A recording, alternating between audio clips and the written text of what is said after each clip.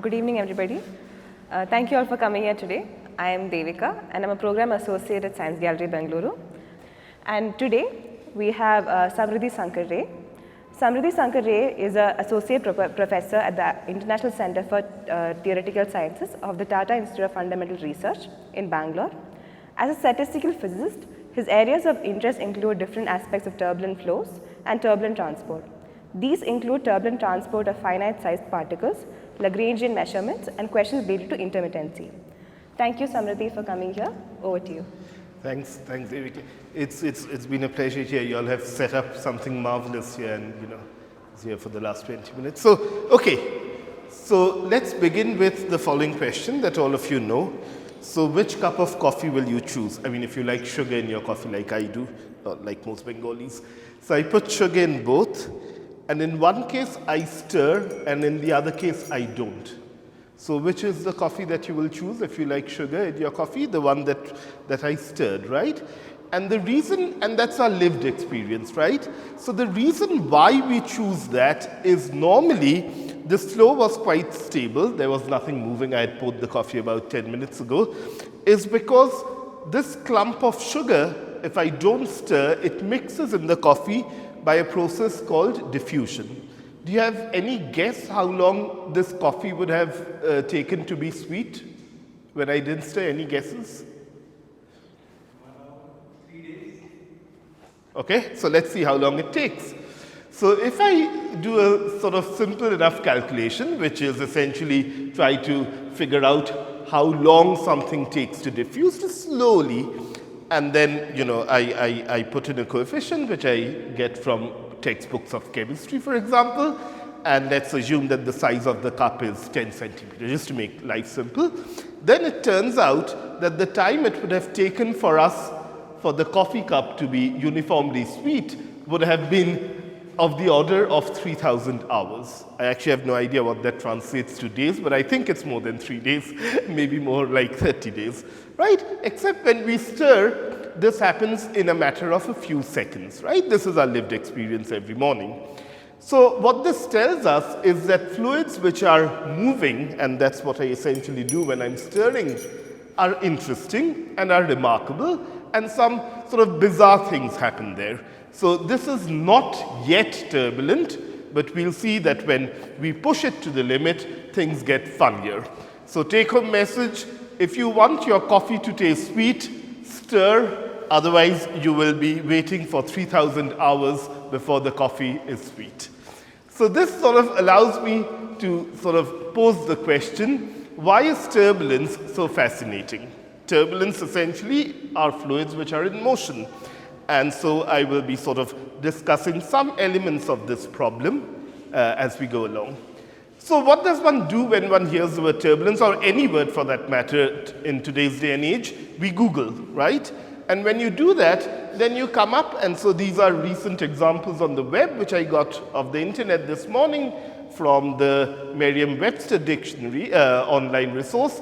And the recent news items which show turbulence has very little to do with fluids, right? It is mainly about things happening in Israel or things happening now that Donald Trump is the leader of the free world. So the reason for that is turbulence as a word essentially sort of means a state of confusion without any order. So that's from the Cambridge Dictionary. And if you go a little further and dig deep into the definitions of the word turbulence, eventually you come to our coffee problem. Eventually you find a definition which is departure of a fluid from a smooth flow, and that's what allowed this coffee experiment to happen. So a reasonable starting point for today's lecture, which has nothing to do with the chaos and the unrest in the rest of the world, is essentially what turbulence means as a scientific term. It essentially describes complex, unpredictable, and seemingly random motions of a fluid. So I would like to stress the word seemingly random, and you'll see that this comes up time and again in our discourse. Now, this is an old problem. It's a very old problem.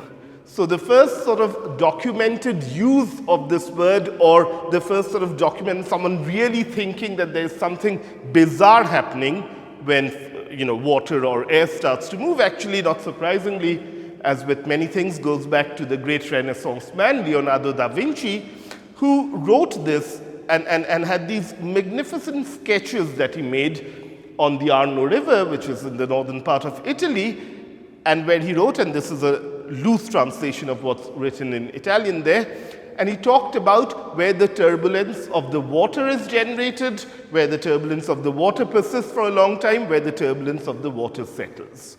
We'll see what some of these ideas means, but in his diaries he was asking these essential questions. And so often, if you read up several sort of popular articles, you would come across this phrase that turbulence is the oldest unsolved problem in classical physics, actually in sort of, basic sciences, as it were. And various people have sort of commented on this fascination with things in motion. So this is Horace Lamb. If there are any engineering undergrads here, they would immediately know who Lamb is. And Lamb sort of apparently wrote in his diary, well, that's recorded, not that apparent, that when he died and he met God, he would ask him about quantum electrodynamics and the turbulent motion of fluids. And he said about electrodynamics, he's rather hopeful that God has an answer. About turbulence, he's not that hopeful. We'll see that maybe things have changed. Similarly, Heisenberg and Richard Feynman, Nobel laureates, this quote is actually attributed to both. So it's not quite clear who made up this story, but it's a good story for people like me to have. Sort of talked about the fact that turbulence is the most important unsolved problem in classical physics. So what is this problem that we are dealing with, and why is it hard? It's essentially hard, and we'll see more examples as we go along, is because this problem needs to be attacked on multiple fronts. It requires the skills and the training of people in engineering. It requires physicists. It requires mathematicians. Typically, individuals do not possess the sort of know-how of all these sort of different stylos in our education. And it remains unsolved not because of lack of trying. This is a sort of timeline to show how old the problem is in its sort of modern avatar, in the modern language of modern science. It goes all the way back to 1757, and probably the last major breakthrough in 1985 with Parisi and Frisch. Parisi, some of you might recognize, got the Nobel Prize a few years ago. So let's sort of delve a little bit into why this problem requires all the different branches of science talking to each other. And the reason is the following. Here's a snapshot which shows that turbulence is just about in every field of our lived experiences. So for example, you have turbulent flows in biological systems. Think about the deep ocean where there's sort of all these little creatures swimming around. On astrophysical scales, you had a talk by Ajit yesterday, I think, which had to do with black holes. On those scales, then, a very important problem, especially in Indian cities, the problem of pollutant dispersion, atmospheric sciences. Whichever way you want to think about it, flows govern us. And the fact that we understand very little about these flows makes things rather compelling. So let's begin to understand flows. So what distinguishes one fluid from another? So here is a sort of movies, I mean, some of them unfortunately are not playing here, which shows flows at very different scales. So what we first like to know if we want to build a theory or an understanding of these flows is to understand how I'm going to differentiate my cup of coffee, which is a fluid, from the bottle of water that I have here. The first thing that enters our story is viscosity. If you like, viscosity is like friction. So for a rough table, it takes me more effort to move this, whatever of sugar. For a smooth table, I can move things more easily. So viscosity is like the friction of a fluid, and that's what essentially separates honey from water from air. Honey, we all know, is more viscous, water less viscous, air even less viscous. The second thing that we need to keep in mind is how we stir. And the stirring is what you would consider in physics how you inject energy into the system. So are you doing it because you've bought a big fan from a fancy sort of company which makes propellers, or are you actually getting young students to actually drive the flow in the room? And the third is, of course, boundaries. So again, I'm afraid this isn't playing. It is. So for example, here is a golf ball and here is a baseball. And because, a golf ball is very different from a baseball, the structure, the sort of outer surface of this, I'm afraid it's not playing very well, you would notice that the flow past these two balls look very different. So the things which matter are essentially viscosity, and they're important at small scales. We'll come to some basic notion of what scales means. Energy injection, how I'm going to stir up the fluid, and essentially boundaries, whether the room, if there's a big fan blowing in this room, the placement of the chairs, the texture of the wall, where there's a window, etc., all of which will matter in trying to determine essentially the following question. What is? So as physicists, even when we were young in class 6, 7, 8, 9, the typical question in physics was, here's a ball, and I throw it with a velocity 40 meters per second at a direction 38 degrees, where will this ball land, right? This is a question that most of us in high school have encountered and, struggled with. So in physics, often the basic question is, given some initial conditions, what is the velocity? So in this case, I'm concerned with the fluid. So the question I'm asking, there is airflow in this room. Can I find a model which tells me what is the velocity of the air here, where you're sitting, and for all possible times? If I know the answer to this question, I'm done. So the first person who sort of thought about it, and this is based on Newton, who came 100-odd years before Leonard Euler, was this absolutely fantastic mathematician, Leonard Euler. And I leave it to you to have fun. If you Google him, you'll always find his photographs taken from one angle.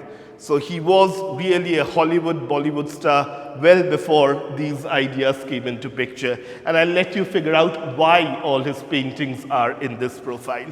So Euler in 1757, in this marvelous paper, which has a very nice translation, by the way, in English by my good friend Walter Pauls and Uriel Frisch, sort of wrote down what we now know as the Euler equation. So essentially what Euler said, if you guys are smart enough to solve this equation, and we'll see that we haven't been that smart, then you know everything about what the velocity field of a fluid will be at any point x comma t. This looks a very simple, deceptively simple equation. This P, by the way, here is pressure, and rho the density of the fluid. Now, Euler was a mathematician, so he was less worried about real fluids, and real fluids, as we discussed a short while back, have something called viscosity, which makes mustard oil different from coconut oil. So Euler did not deal with real fluids, he did not deal with viscosity. For that, we needed an engineer, a real guy who actually has to deal with everyday things, otherwise his salary will be docked. So enter Monsieur Claude-Louis Navier, a fantastic French engineer who sort of added viscosity, and for reasons which are not entirely clear in the history of science or this field, Sir Gabriel Stokes's name, who was a very well-known mathematician and still is, also entered the game. But if you see, they lived in slightly different era, and so it gave birth to what is known as the Navier-Stokes equation. All truth is contained in this equation. So this is the analog of the Schrödinger's equation. So the Schrödinger and the Navier-Stokes equation contains all truth evermore, amen. All right? So what Navier and Stokes did was essentially include the effect of a real fluid And this little nu that you see sitting there, this Greek letter nu, stands for viscosity. So you change the value of nu, you move from oil to water to air. There's also this little element of F, which is a forcing, which tells me how I'm stirring my fluid. But that's less important. So now, thanks to these gentlemen, we have an equation which tells me that given this airflow, if I am smart enough to solve this equation, I will know forevermore what the velocity field of my fluid is. Now comes something perplexing. I hope this video plays with some luck. Okay, it really doesn't, but it doesn't matter. I'll explain what you were going to see there. Okay, so pretend it's like a conjurer doing his 3-card trick. So what you would have seen here is a little green ink, which would have just gone nice and gently, and there would be nothing which was going on, nothing dramatic, nothing chaotic, just a dye which is flowing past. And here you would see everything mixing, and all hell breaks loose. So in general, these are called laminar flows, where streaks of dye move in kind of straight lines. I'm sort of simplifying things here a little bit, whereas in this regime, things move in haphazard, chaotic fashions. Now, both these fluids are governed by this equation. In principle, I can solve this and get an answer for this fluid. I can solve this and get an answer to this fluid. Why does the two fluids behave so differently when I'm solving the same equation? Normally, I would have expected things not to be that different. So, at some point, this will work. Okay, now it works. So this question begged an answer for another 50-odd years. And now enters in our story this gentleman who looks quite sort of tough, Osborne Reynolds. Reynolds, again, was an engineer. And what Reynolds realized was the following. He said, take the same equation, but now calculate something which now goes by his name, the Reynolds number. Essentially take these two animals and calculate their ratios. Nothing could be simpler. All right? And when you calculate that ratio, essentially what you do is you take the velocity of the fluid. It really doesn't matter how you measure it. Let's talk about this room. Take the velocity, typical velocity of the fluid of the air in this room. At room temperature, that's about, okay, I'm struggling here, but that's about 400 meters a second or something. And take the size of this room, that's L, and then divide by the viscosity of air. Let's say nitrogen, which forms bulk of this room. And so what Osborne Reynolds said, that as this number, which bears his name now, is small, then the flow is laminar. When this number goes to infinity, the flow is turbulent. Now, one of the great mysteries of this field is you'll never end up getting a number which is infinitely large, right? Because that would mean dividing this UL by 0. However, we see turbulence everywhere. I mean, it's all over the place. So, of course, the effects of turbulence are already implicit, are already there when this Reynolds number is large. How large is one of the great questions that remains unanswered, but we'll get there. So again, I'm afraid this video is not playing because here I would have shown you that as Chirag and his group cranked up the Reynolds number, this little number there, you see a beautiful transition from a simple laminar flow to where things become all blue. Okay, so based on these three gentlemen, by the way, this talk will have a lot of gentlemen from the Western world. So I'll slip in a few from our part of the world as we go along. So what, thanks to the work of these guys in the 19th century, we now have a definition of turbulence. And the definition is the following, that turbulence is essentially the solution of the Navier-Stokes equation, or it could be a real atmospheric flow or in your lab, when the Reynolds number is sufficiently large or the viscosity is sufficiently small. That's our working definition of turbulence. So what are the fingerprints of turbulence? So when this was known, so remember we are still at the end of the 19th century, so you have to suffer me a little more. So now we come to the early part of the 20th century.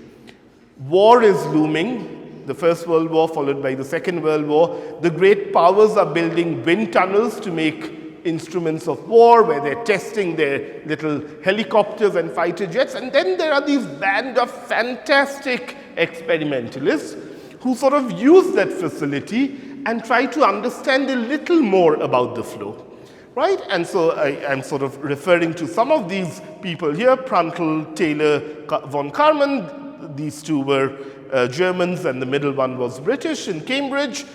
And then someone who's sort of largely forgotten was this gentleman called Hugh Latimer Dryden. His work is not so well known now, but he made, and this was, I think in the beginning this was a semi-classified document, but he made painful measurements of the wind speeds. How he made them, we can discuss later. It's using a technique called hot wire anemometry, but let's assume he had an instrument to measure things. And he found in his measurements, so this is not from Dryden's paper, unfortunately, these are more recent data. He found that if you measure the velocity of a turbulent flow, and it really doesn't matter whether the x-axis is space or time, you'd find a lot of these fluctuations. They're all over the place. If you then measure, for example, how the energy is dissipated, so essentially if you have a way to calculate how much kinetic energy is lost because of viscosity, the same way friction makes me lose energy through heat, then again, and this is a sort of map of what is happening in a three-dimensional turbulent flow, dark means very little, bright means a lot. You find that there is again a tremendous variation. So something which might be 100 here becomes 0.1 here, and vice versa. So there's something which is very strange going on here with very few analogs in other classical physics. So all of this makes the problem hard. And now we come back to where we were. In school, we were given Newton's laws of motion, and we were, with some luck, able to calculate where a projectile would land. So what's the fuss about this? This looks like a reasonably straightforward equation. Why can't we solve this by hand? So the problem is nonlinearity. So in the first approach, can we solve that equation to find u, the velocity, as a function of space and time? X is for space, where you are. The problem is we cannot find a solution, and that's because of the nature of this nonlinearity. We can take a second approach, and I don't want to get too technical, but we can take the approach that you're working with viscosity which is small, make that small go to 0. All right, because essentially you want to deal with Reynolds going to infinity, so 1 over 0 gives me infinity. Now here the problems are twofold. If I take this equal to 0, this goes back to our friend Euler and his equation. And embarrassingly, we do not know a lot about solutions of the Euler equations. We can discuss the Euler equations after the lecture if you're interested. And secondly, it gives rise to a certain tricky problem in mathematics known as a singular perturbation problem. Okay, that doesn't work. Third approach, I cannot solve for u, I give up, but can I at least measure u at every point that I can, and can I look at the distribution? What's the probability that u will be 10? What's the probability that u will be 5? Again, there's a problem. I cannot do that because of nonlinearity, and neither can I calculate, and again, I don't want to go too technical, neither can I calculate the second or the third power of u. The second power of u is very simple, right? That's kinetic energy. U squared is kinetic energy. We sort of learned that in school. It could be u cube, u4, etc. And the reason we cannot is because of a very nice problem in physics called the closure problem. Essentially, it means that if I want to calculate the nth power, let's say u squared kinetic energy, then I take the Navier-Stokes, I stupidly multiply it with u, left-hand side, right-hand side, but then I find that u squared will be a function of u cube. U cube will be a function of u to the power 4. So it becomes like a Jacob's ladder. You keep on climbing the beanstalk and you want to go to heaven, but heaven is always far away because that is at n infinity and you don't know what to do with it. So you're stuck. No luck. So in case you're feeling frustrated, then just remember what Prandtl, who was this absolutely outstanding German physicist and the advisor of von Karman, wrote to his student in 1921. And he said, there seems to be a very nasty devil in the turbulence. I think this is a direct quotation from German, so it becomes in the turbulence. That's my guess. I don't know any German. So that all mathematical efforts are doomed to failure. It's a pessimistic view. Prandtl, incidentally, had more reasons for pessimism after 1939, but this was after 1919, so there was still some pessimism in the air. Now, when all else fails, by the way, I've put a little disclaimer here that I've been a little economical with the truth. That's because, I want to not get too technical. Now, when all else fails as scientists, we often turn to intuition, physics, and what's known as phenomenology. So just look at what's happening and try to construct arguments. That's always a good approach. Now, the gentleman who did this more successfully than most was this pacifist Louis Fry Richardson, again a tragic hero in our story, whose name is lost more or less in the history of science. He didn't get a job. That's because his ideas were radical and he was anti-war. So good enough reason for someone not to get a job in those times and even now, presumably. Richardson had a variety of interests, which dealt with meteorology. And in those days, imagine how crazy he must have been that he even thought about the first human computer. This is way before Babbage. This is way before, a computing device was anywhere in our imagination. And because he wanted to understand weather, and because presumably he was out of job, he made this fantastic sketch. As you can see, this is a map of the world. Now, what are these? If you see, there are little humans there.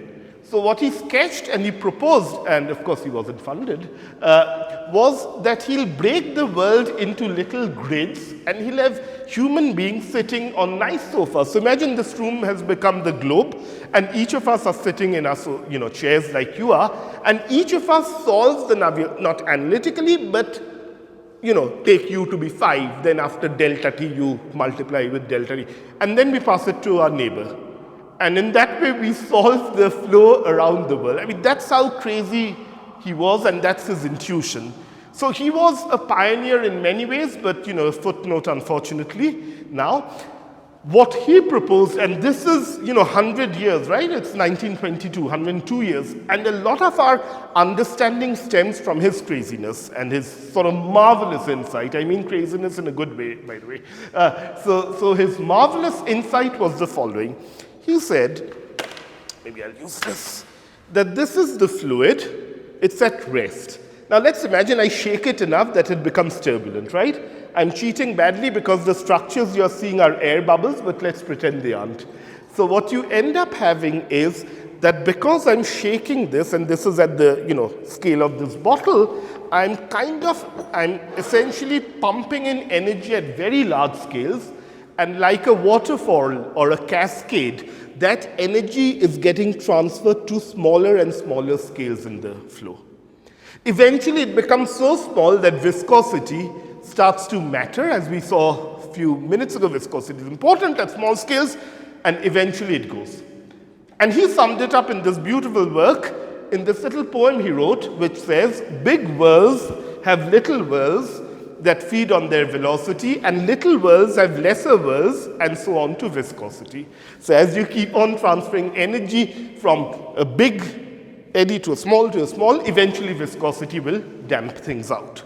Of course, this poem was not original, and this was inspired by the Swift parody about the mediocrity of poetries, and that you have a one big daddy poet or mother poet, and everyone starts to imitate that.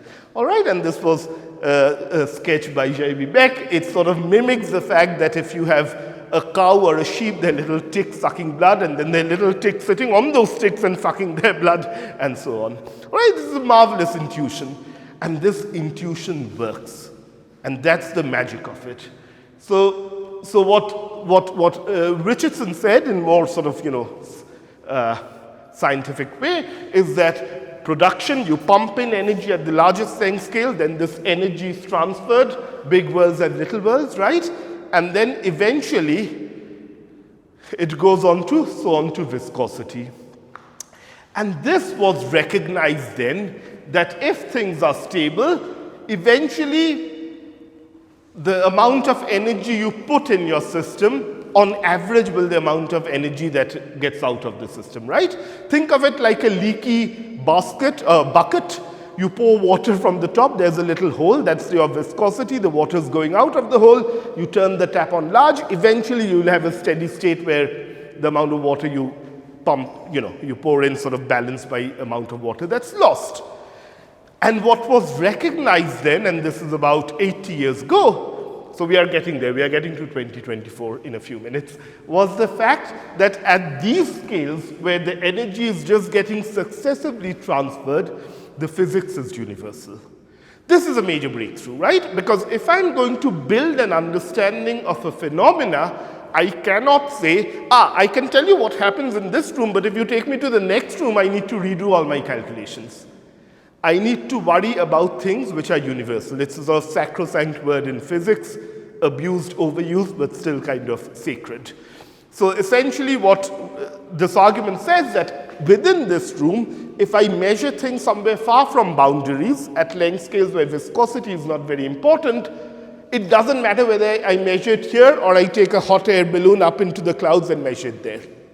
I should get the same physics. So this was a massive intellectual breakthrough which allowed people to now think about the problem afresh. The person who did this was someone by the name, and this is 1941 scientific revolution, not the 1919 revolution, was Andrei Nikolaevich Kolmogorov. And Kolmogorov is stuck. He's come. So this is the second Renaissance man that we meet in our story. We started with Da Vinci, 1500s, we've now come to 1900. And this is a truly remarkable man. Again, someone whose sort of biography I urge you all to read if you can. He had a variety of interests that you can see here. It spanned many, many different areas. And it was not just a passing interest, but, a real interest of a scholar. But what is probably the reason why he's regarded as the greatest and most universal of mathematicians of the 20th century is because of his work in mathematics. Turbulence featured in a very tiny way of his corpus of work. He worked on turbulence for 3 years. That's all. That's the measure of this guy.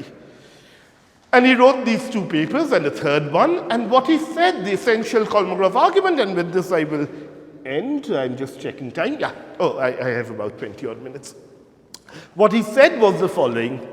So don't worry about looking there if you don't care. He said take 2 points at x and x plus r and make sure r is in this inertial range where the physics is universal. So you calculate u of x, stick in a hot wire anemometer or what you will at these 2 points, or nowadays on my computer, and you measure the difference in the velocities between these 2 points. It's hard to work with vectors, so you just take a dot product, if you're familiar with it, along the line of sight of these 2 points. And then he asked the following question, that what does this animal depend on? Can I find a formula for delta u? Now, Richardson had told us, he had given us the secret code, he had given us the mantra, that there is this length scale inertial range where the physics is universal. Now, if it's universal, this animal cannot depend on the viscosity. It cannot depend whether I bought my propeller from GE or Philips or whichever company, or a French washing machine or an Indian one. It can only depend on this separation between the 2 points, that's understandable, and the amount of energy that's there in the system. That's all. Velocity, is whatever square root of energy, right? So using that argument, the argument is a little more sophisticated, but this works. You can show just from purely dimensional analysis that velocity is meter per second, or that kinetic energy is meter square per second square. Using those sort of arguments, he was able to show that this chap will go as Forget this dependence, that's the energy distribution, but this chap goes as r to the power 1/3. So separation to the power 1/3. That's amazing. That's amazing because if any of you have sort of done a bit more calculus, you'll recognize that that means this flow field is what's technically known as a rough field. There's no Taylor expansion involved here. Then it would go as R. And more interestingly, he said that I can take higher powers of this. Remember my UN, that story about Jacob's ladder? But now since he has an expression for this guy, you can just raise it to the power p, so you can calculate whichever order moment that you want, and you see that this goes as r to the power p by 3. So essentially, suppose in your wind tunnel or in your computer simulations, you measure this animal, you plot it on a log-log scale versus r, log-log because power laws become straight lines when you take logs. You will see an inertial scale where things go as r to the power zeta p, and Kolmogorov said that that value is p by 3. Fantastic. So if I put in p equal to 3, then I get that S3 goes as r. These are recent results where all of this seems to work.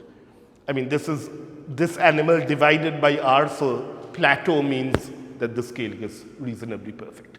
By the way, this is the only exact result which doesn't come from dimensional analysis in turbulence for a very miraculous reasons why that u to the power 4 will not contribute in this specific case of p equal to 3. Okay. Similarly, the second order, when p equal to 2, you again get a reasonable agreement, and then through Fourier, I mean, again, ignore if this is all hocus pocus, but the second order, let's say p equal to 2, also seems to work well. Okay. So the problem is solved, right? We know exactly what delta U is going on. Kolmogorov has given us the, the keys to the forbidden land. But the answer is, it's just half a key. When people, this is work from Rahul Pandit in Bangalore and Rubaditya, his former student who's at Nordita, when people actually measured these exponents, Kolmogorov said p by 3, which is this black straight line, they found significant departure from Kolmogorov's results. So up to p equal to 2, p equal to 3, we could hoodwink ourselves and say, TK, this works. I mean, it's a bit like, if Rohit Sharma scores a 40 in the Adelaide test, we'll all be happy and say he's back to form. So it's a bit like that. But when you actually push it to p equal to 3, 4, 5, 6, you see that Kolmogorov fails. Now, what goes wrong? What goes wrong, essentially, is the following. So don't look at that slide if you're if you're sort of far from this field.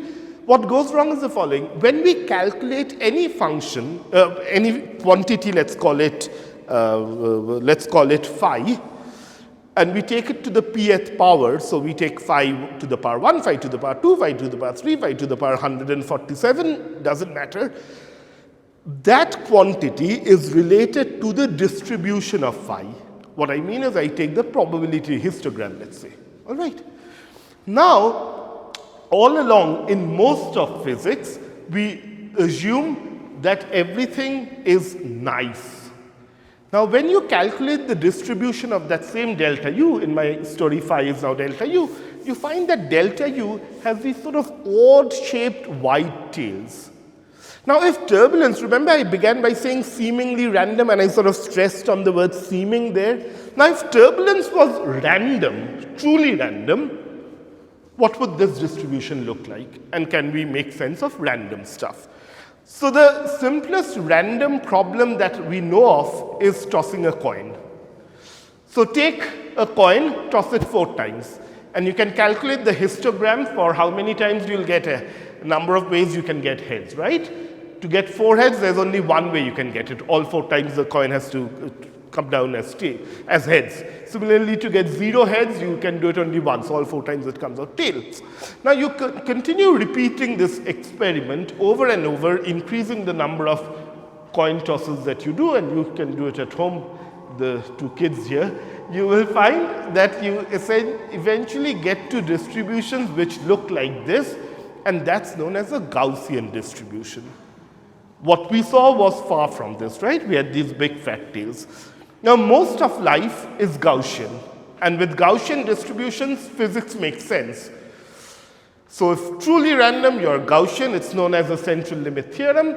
So for example, if you do an experiment with a Galton board, what you're doing is you're throwing pieces of sand through some randomly distributed orifice. They all come down as a Gaussian, the same shape of the curve, the number of fillings.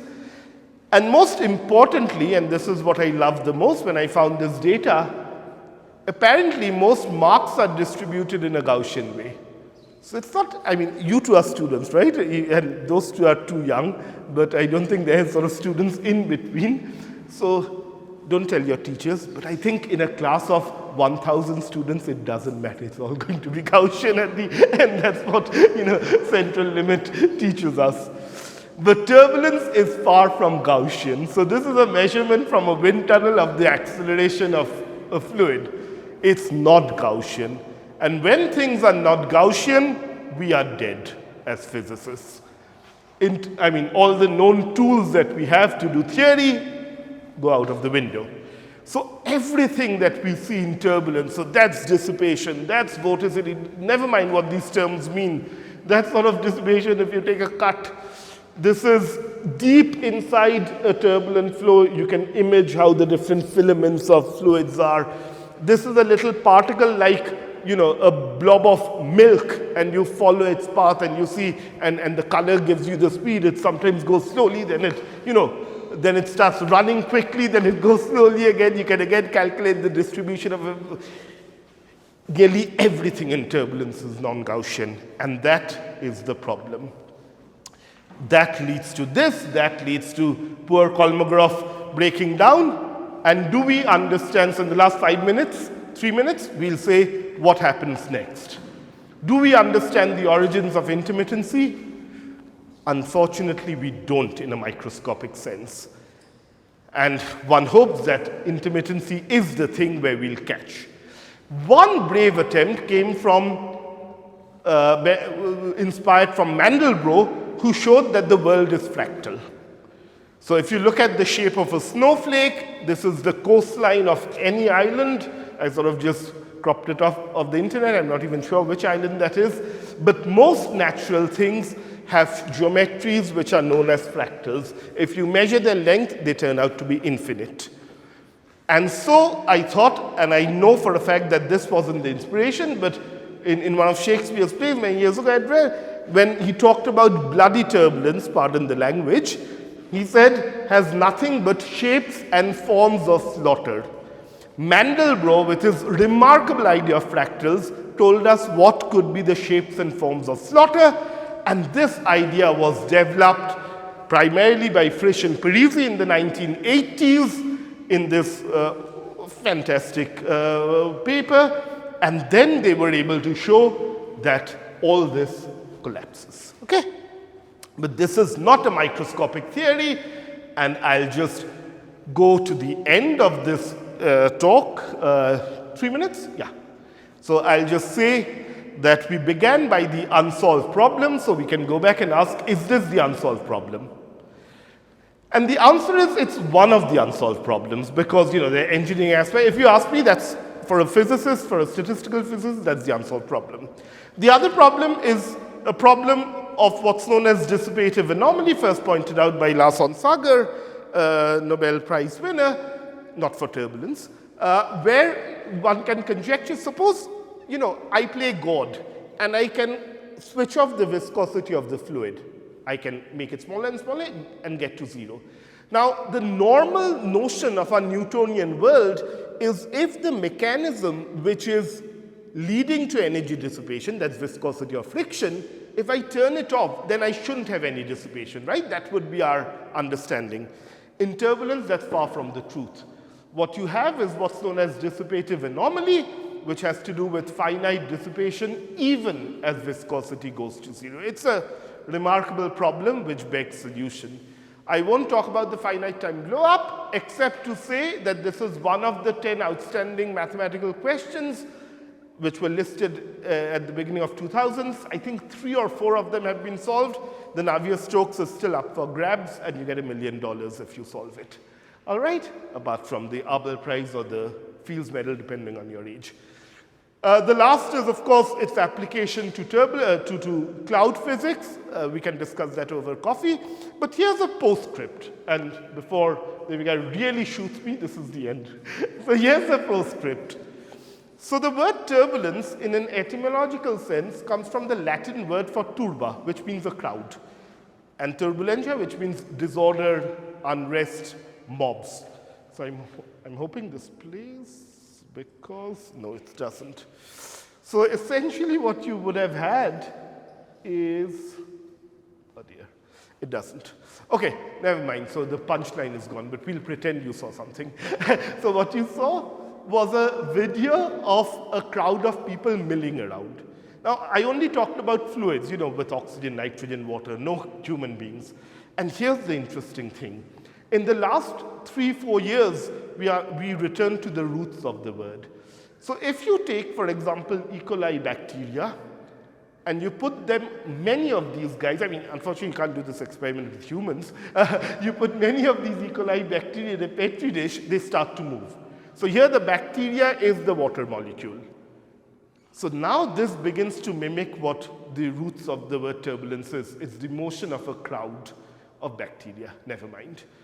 And this beautiful thing seems to show every aspect of what we know and understand as turbulence. And many of us are getting interested in this problem of turbulence in physical flows. So the take-home message essentially is the following, and I'd be happy to discuss because I had to rush some of these matters with you. But this is a picture, well, of a statue of the siren, the Greek legend. You get attracted to it, you try to go there, and your ship crashes. So turbulence has had many such graveyards because of the elegance of that problem. The take-home message is what I began with. Turbulence is still fascinating, mysterious, and a tempting mountain to climb. And this is the mountain. That's Reynolds infinity turbulence. That's the peak. That's where we want to go. I discussed some of these parts in passing, the mathematical aspects, cascade, closures, renormalization group. We are all trying to climb up there. You'll see that in some of these cases, I forget where, some of these are starting to fall off the cliff. Now that idea may have changed since the 80s when Frisch and his student made this picture. It's unfortunately in French, but it just says that the peak is very difficult, but it's beautiful when you get there. And you can choose any of these different paths to actually get there. For more reading, this is a lovely book of 10 great characters in turbulence, including Satish Dhawan from Bangalore, whose work is a little orthogonal to what I've been discussing. Then there's the book on turbulence. And let me end with this video while it plays, just to show how fascinating, I hope this plays, to show how fascinating turbulence is. And I'll be happy to take questions. Thanks again. This is a real experiment of a fluid where they've taken a flow with different colored stuff. As you can see, they've added surfactants. Just watch, it's a minute long. Just watch where this one ends. I mean, some of you might be able to guess. I can take questions now, actually, Devika. Some of you might be able to guess where this ends. This is an experiment. And these young students must have taken hours and hours, like that coffee mixing experiment, to actually get the final thing right. So that's the 14th turn. So they've taken two fluids of different densities and different colors, and they just keep on turning them to see if they mix. And they've kept on adjusting the size of those colored beads. See, this is what you can call it fingering instability, one heavy set of beads mixing into the other. And they repeatedly do this because they want to achieve something which is quite dramatic to behold.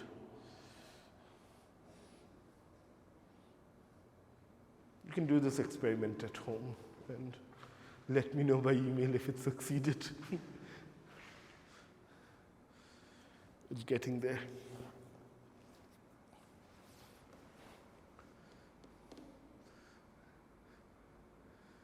So this is after a few more minutes, so looking at the video a little later. Now you begin to recognize what they're aiming for, right? Some of you?